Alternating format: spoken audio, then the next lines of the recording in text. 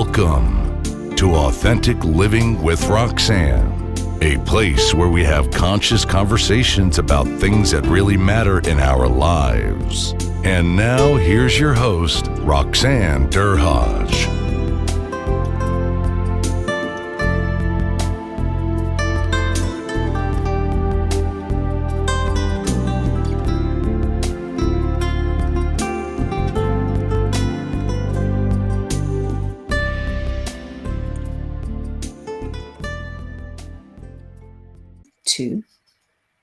Hi everyone, it's Roxanne Derhodge. Thanks again for tuning in again this week. Today I have a special, I would say friend, Jennifer Spear with us today. Hi Jen, how are you? Hi Roxanne, happy to be here with you. So Jen, I often say she makes people play in the moment when you're together with her, and she owns a business that's called UnScripted. So we're going to talk a little bit. Our topic today is just going to talk a little bit about problem solving and what you do in the moment when you're unscripted, which is Jennifer's expertise. But we're going to talk a little bit also about some amazing research that she has just been kind of getting out there into the world. So Jen, let's talk a little bit about the uncertainty that we've been living in. And I think, I would say that a lot of us are kind of getting tired of talking about it, but I think it's something that's now we're seeing the shrapnel associated with that uncertainty. So what was it like for you personally or professionally in the last 2 years with that uncertainty with the pandemic? Yeah, thanks, Rox. It has been something. It's been something for everyone. Prior to the pandemic, when I talked about being unscripted, if I was doing a keynote, I might have said something like, what if everything changed? What if you could no longer work the way you've always worked? And then 2020 came and we couldn't. And so it very quickly went from what if to what now, and understanding that. And recognizing that, anytime we face any kind of change or anything new, there's uncertainty. And for most people, that uncertainty can be uncomfortable, right? And that's what can get us to stop or to resist change. But when COVID happened, we didn't have a choice. There was a lot of uncertainty that was happening, but we all had to be able to react. And some people have been able to cope or to get through it a little bit better because of that being comfortable with uncertainty and recognizing that, over the last 2 years, things, it constantly changed and things are going to continue to change, which means we just have to get good at it. And that really is about being comfortable with the uncertainty, being comfortable accepting the situations as they are, and then being able to move through them and get through that uncertainty to the other side. That's such a good point, right? Because I think if we were to back up and look at change is a constant that we've always known, but we never want to accept that things are consistently changing. Human beings, even when you see children play, right? If you give kids a bucket full of different shapes, what the first thing they do is they try to kind of collate and put, the circles together, the squares together, all that stuff. So as human beings, we're constantly trying to make sense of things if they don't fit a category. And the pandemic, I think, truly showed us for the first time, glaringly obvious, that we really have what little control we really do have. And like to your point, some of us thrive potentially, not that we're looking for change, but we're able to kind of keep up with change, and other people get completely shut down. And, that's why I find it fascinating when we look at what's happened to some people that have thrived and pushed through the pandemic, and other people, if they were struggling with certain things, those struggles kind of became exponential by 10, where they kind of got more frozen. So if you think of your work in the kind of the concept of, I was privileged to spend was about almost 2 months ago now. We went away on a retreat together, and we did some improv games together, which was fascinating. So in your world, when you're now or during the pandemic, when you were talking about that uncertainty, how do people or how did people deal with that concept of being unscripted? So unscripted, it has a number of different meanings for me, but really it's based on the principles of improv and problem solving. And if you're familiar with improvisational theater, um, in a in a nutshell, what happens there is two or more people come up on stage without a script, and they create something on the spot that you would have sworn was rehearsed in advance. And the reason it works is because there's rules improv that every improviser knows. And so by sharing these rules and skills of improv, it means that we can become comfortable with uncertainty, because an improviser has no idea what's going to happen to them, right? When they go to work, when they get there, it's a dark stage. There's no script, no costumes, no props, and they have no clue what's going to happen. And that is so exciting because that uncertainty and ambiguity represent opportunity. And so one of the basic principles of improv is we talk about accepting all offers. So anything that is done, said, or brought into an improv scene is considered an offer, and it's your job to accept it, right? So you cannot block or deny an offer. And so COVID or any big change is really just an offer. It doesn't have to be a threat. And so if you are able to accept that offer, accept the circumstances that you're in. And then another principle of improv is to say yes and, right? So you accept it and then you build on it and you move it forward in a positive way. Well, then we're able to take the situation and move forward. And so we're certainly seeing people who, when COVID happened, that they started to shut down, and others saw it as an opportunity. So an opportunity to learn, an opportunity to do new things. And you alluded earlier the research that I did, and so my partner Angela Muzzo and I just embarked on a major research study, which we're super excited about, and it was studying the impact of COVID on the human condition. And we were able to take a segment or identify 5 segments within the population. And if we look at these segments across how they reacted to COVID, we go from being incapacitated on one end to being inspired on the other. And there is a group of people that were inspired by COVID. And by no means am I saying, that it was a good thing. There were horrible things that happened during COVID. So I'm not making light of it, but to recognize that it was an opportunity. And these people took opportunities in their personal lives by connecting more with family or connecting with neighbors, creating new relationships, or in their businesses, seeing an opportunity to do things differently. And whether it's what you do, how you do it, or who you do it with, but seeing those opportunities. Um, I know, Roxanne, from your background, you're probably very familiar with post-traumatic stress, but there's also post-traumatic growth that can happen for both individuals and companies, and we're seeing some of that now. So those that were able to come through the change, come through the uncertainty, and accept that situation and build on it, those are the ones that we're seeing that are thriving. And I think it's really important to understand those folks so that we can help everybody else along. Um, we know from the research that 60% of the population are not doing so well. They're either struggling or they're suffering, but there are 40% that are thriving.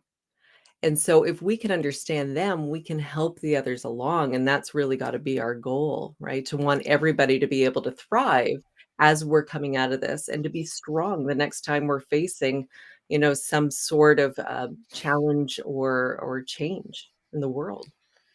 It's interesting that you say that, right? Because, of course, in my world and in my early career, when I dealt with trauma, so of course, like when I worked with the police, what would happen is we would respond to a crime, something has happened. And I saw every iteration of that 60-40%, where something someone's life is just automatically changed within seconds. And we would go in as a trauma team, and quite literally you would see people that could distance, and I often say creating a gap where they can say, well, I know this is really, really tough right now. However, this is how I can kind of look at things a little bit differently. So the concept of post-traumatic stress versus post-traumatic growth it's real, but sometimes some people get so shut down that they are almost like catatonic, to the point where other people are able to say, well, wow, this is happening, but I can see that maybe this, and this is a possibility. Or, right now I know I'm very, very sad. However, I know that I'll be able to get out of this. And it's so true. And there often are factors associated with both groups. So let's talk about some of the other qualities or things that you found in this data, because I think that's going to be fascinating. With what we need to know, like you said, if 40%, this 40% bucket is thriving, wow, don't we need to know a lot more about these people so that we could dissect it, understand their cognitions, their emotions, what kind of things they've done to take care of themselves. Yeah, absolutely. So what we did in the research was we partnered with some academics and used their models in our research. So we know that these are tried, tested, and true. So we looked at values, overall well-being and flourishing. We looked at resilience, curiosity, and then we were able to bring those models in together. So not just being able to see overall life satisfaction on one model, but being able to combine that with overall well-being. And so it was fascinating. And then taking all of that and being able to see, well, how are we reacting within COVID? And so there are 40% of the population that are thriving. We also have 40% of the population that you would consider high resilience, high copers is what the BRCS model would define them as. So being able to cope with uncertainty. And so it's both 40%, but it's not necessarily the same 40%. And when we look at those two together, it's actually only 13% of the population that are both thriving and highly resilient. Interesting. And when we look at that overall well-being piece, so those that are thriving, that are also doing really well on their well-being, which means their overall physical and mental health, their social health. So in terms of their social supports and their relationships, their financial health, they did better during COVID as well.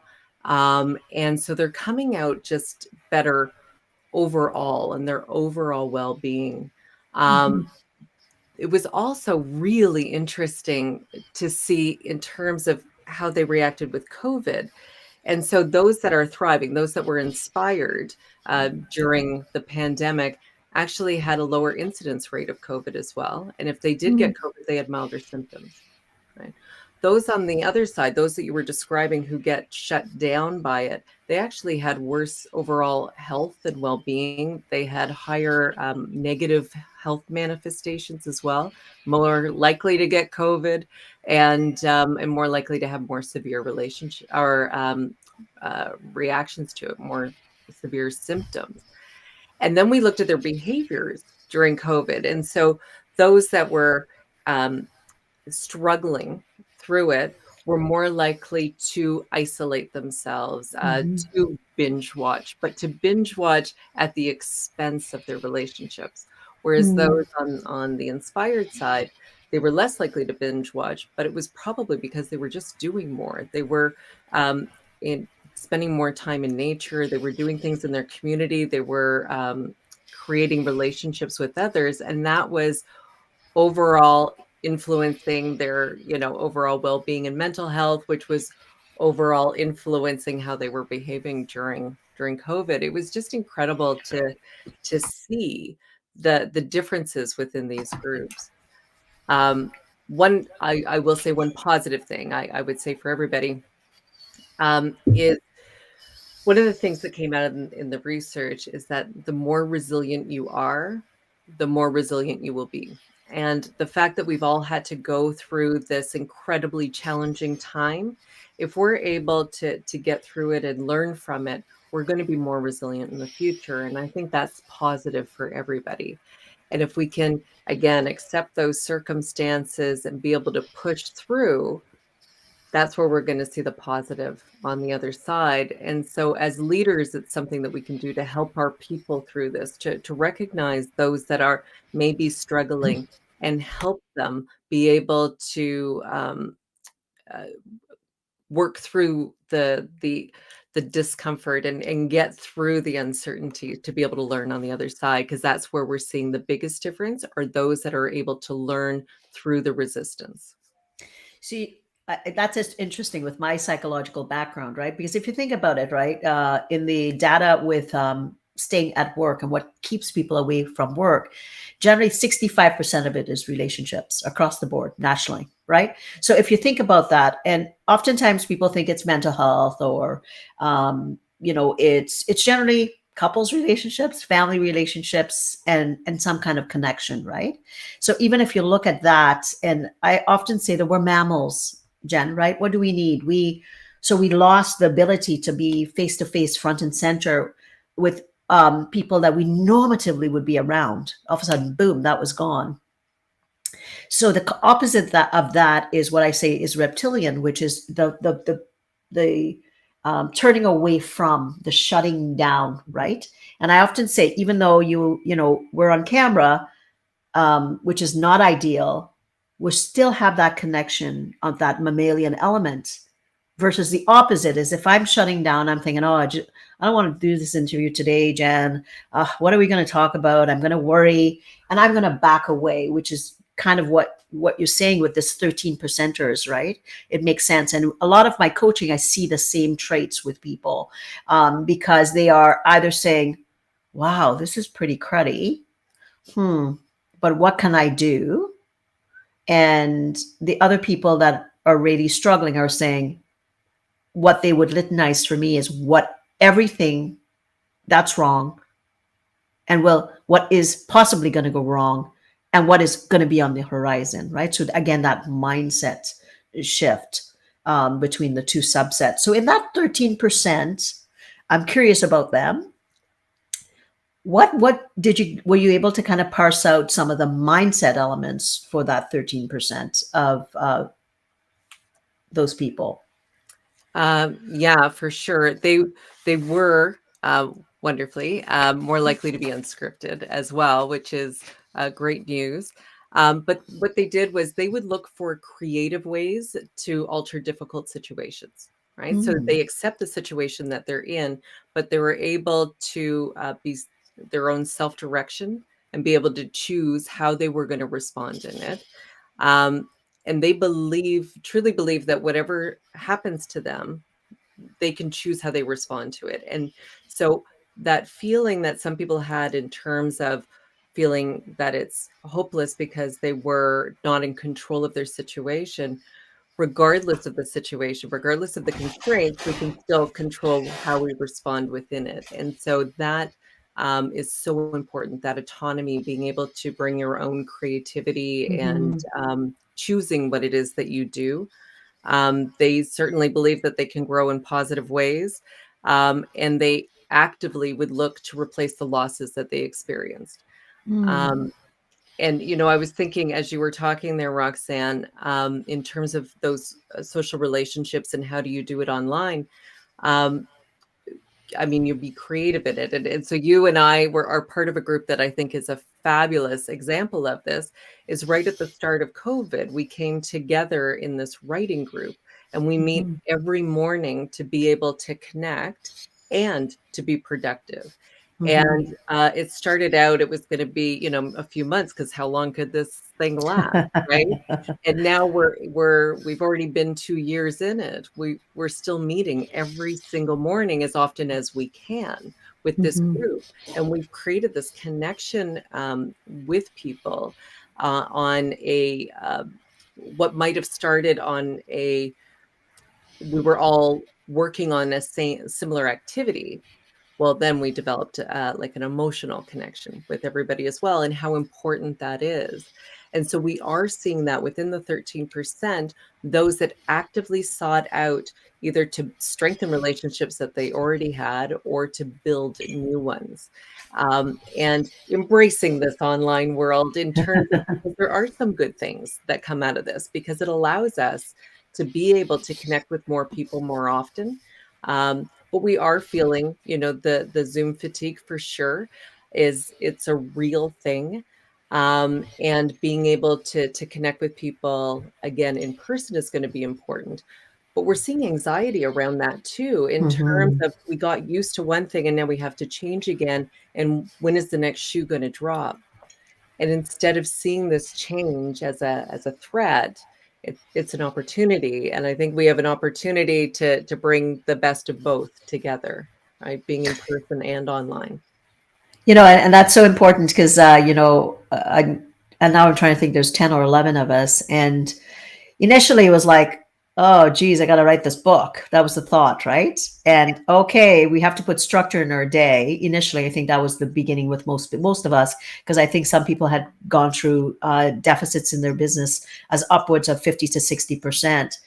But what started to happen after a while, it was like, I have this commitment, and I don't know what your thought. And I thought, oh boy, I can't not show 3 days in a row. And then after a while, these are phenomenal women, I should tell you. But we started to be to each other's support system unknowingly, which was amazing. And of course, what happens in lives? We have, sicknesses, unfortunately, births, people moving, lots of things in that 2 years. And even though we were online, we really created a depth of connection that was amazing to watch. And I can tell you, as a psychotherapist, I was part of it, but I wasn't there in any other realm other than I was a human being that was as much need of connection as everybody else. So you're so right. If you're looking at it and we look at the pandemic, the people that I've coached or continue to coach are the ones that are saying, well, I can't have dinner with my family, but I have a friend, and through the COVID, what she did is she had lunch every single day with her elderly parents in the backyard.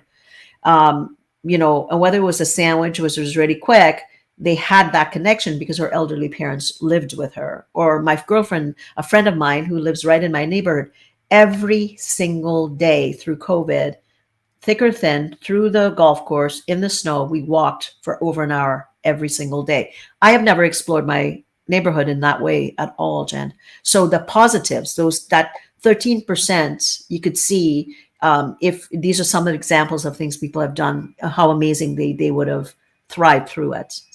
Yeah, absolutely. And we're seeing those that are doing the best from it. Also, in terms of their values overall, their focus was on self-transcendence and openness to change. And both of those is more of a focus on others. So it goes from a me to a we focus. And so by focusing on others and wanting to help others, that can help bring us up as well in terms of that thriving, in terms of the positive outlook and being optimistic. And so we're seeing those that are on the highest end, that focus from me to we. The ones on the lower end, they're more about trying to avoid anxiety as opposed to moving towards something. They're trying to move away from something, and their focus is definitely more on themselves, on self-protection, focus on their highest values being around safety and security. And that makes sense. And for a lot of people, we were financially impacted by the pandemic. And so when you're hit at those core levels, which can impact so many other things, it makes sense that we're going to be focused on our own personal safety and security and how are we going to get through this. And once we feel comfortable in that area, then we're able to rise above and look at other things and focus on other people. So we are seeing there is a difference on the financial side as well.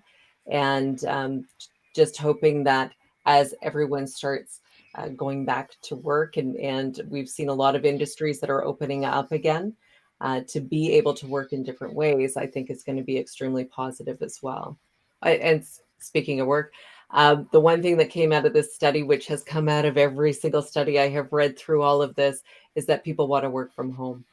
And so it's recognizing that again as leaders in our work, when we're thinking about our teams and our employees, the ability to be flexible is going to be a key to retention right now. I certainly believe it.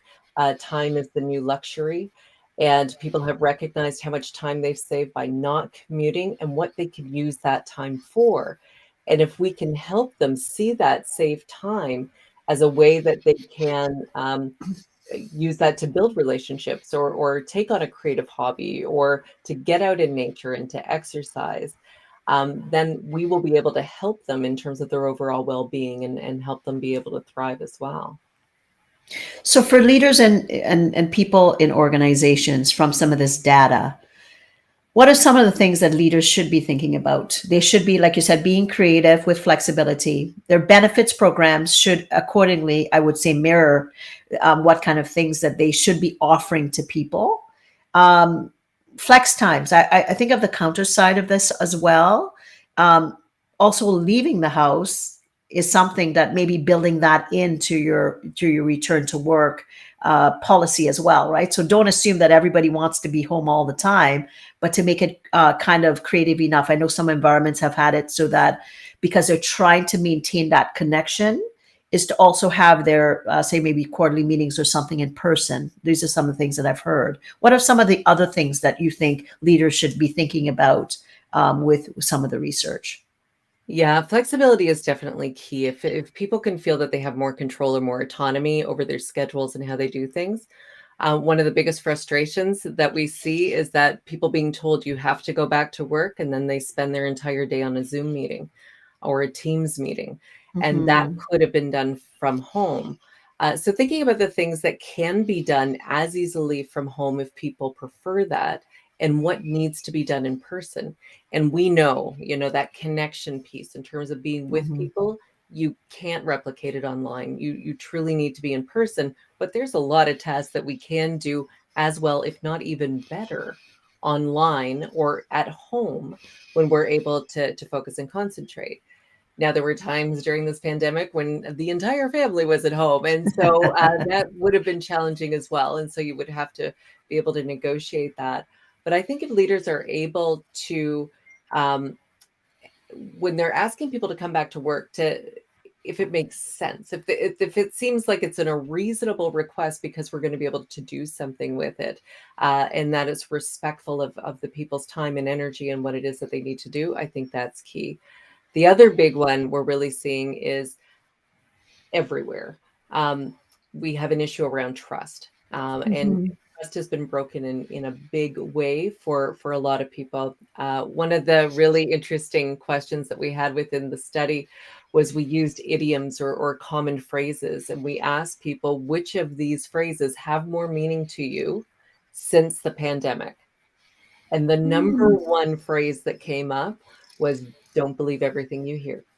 And Interesting. right, and then we were able to ask people to tell us why. So we have, 2,000 verbatims on why these are important phrases or why they have more meaning to them. And with that one, it really comes down to trust being one of the main themes that came out of that. So as leaders, I can't overemphasize how important it is to communicate clearly, consistently, do what you say you're going to do, support your employees, support your teams in the way that you can. Everything that we do either builds or breaks trust, and right now it's pretty broken, and so we have to do a lot of work to be able to bring that up. In certain industries, we know have to do a lot of that work to get their customers, their clients, or their members back as well, right? So I think there's a lot of work to do there. For sure. And if you think about it, in my new book, ROR, Return on Relationships, I talk a lot about trust. And from a psychological end, psychological safety is about consistency, small steps. So gone are the days where we can kind of look at the mission, the vision, the strategic plan.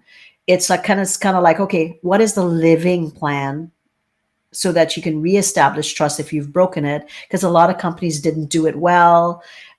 They went virtual. Managers that were managing not so well kind of did worse. Well, now they had, people kind of east to west coast. So there is I think it's looking at things objectively. To your point, where are we at? Don't start all of a sudden start to do, picnics and get-togethers if you haven't addressed the issues that kind of were left behind prior to the pandemic. Figure out the steps, take a pulse, figure out how you're going to gather that data, and then figure out what are some simple little things that you can start to do to let people know we may have screwed up a little bit back there, and we're human too, and we were scared as well.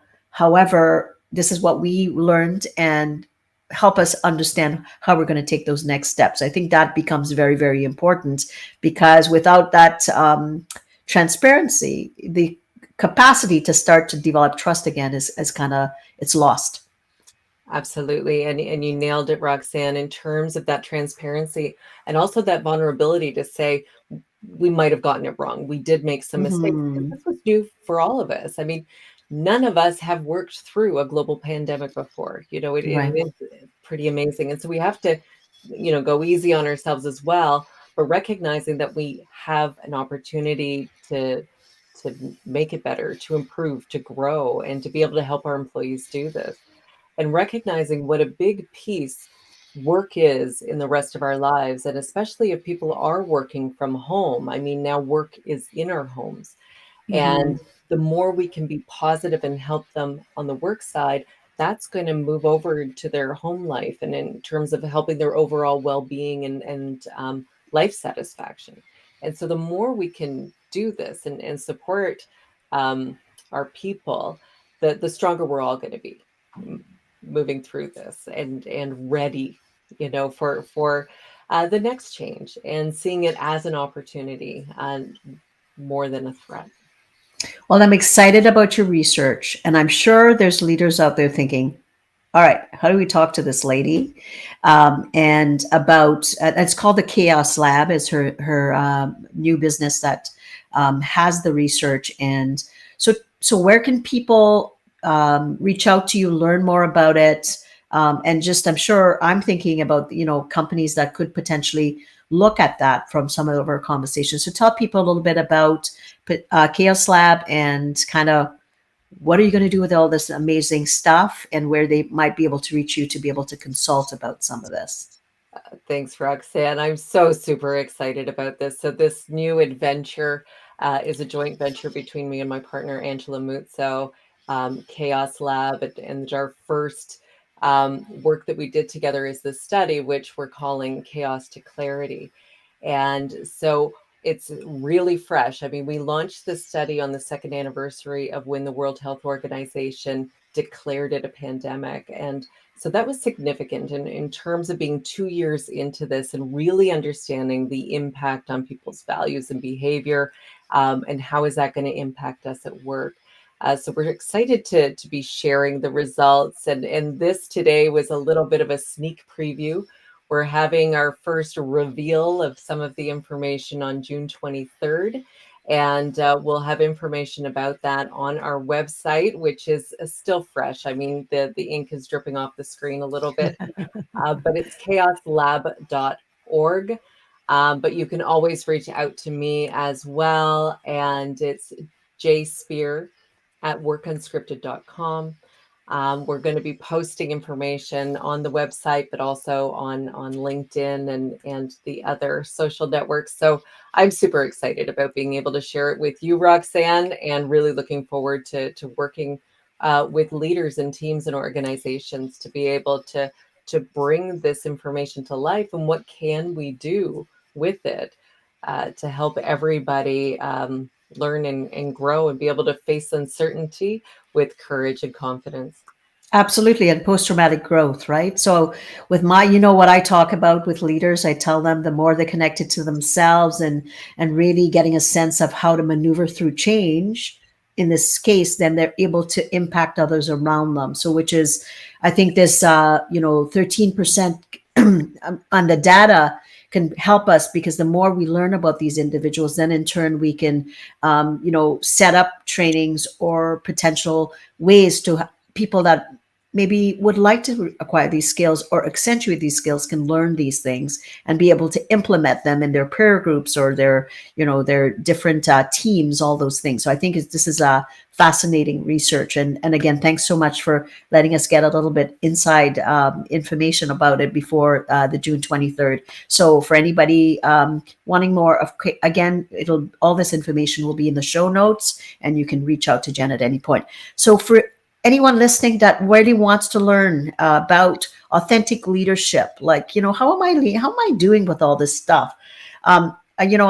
Just reach out. As you can see below my name, you can see roxannedurhodge.com. It's a quiz. You can say, you may say, hey, it's not at work, I want to look at home. All you do is fill out this little fun quiz. It'll pop you back the information, and you'll know kind of where you benchmark in reference to things like communication, transparency, connection, all those good things. So again, Jen, thanks so much for your time. For everybody listening, thank you so much for hanging out with me every single week. Thanks for tuning in to Authentic Living with Roxanne, creating the space for positive, healthy change. Roxanne is a keynote speaker, psychotherapist, and coach. To work with Roxanne, visit roxannedurhodge.com/blueprint. We'll see you next time on Authentic Living with Roxanne.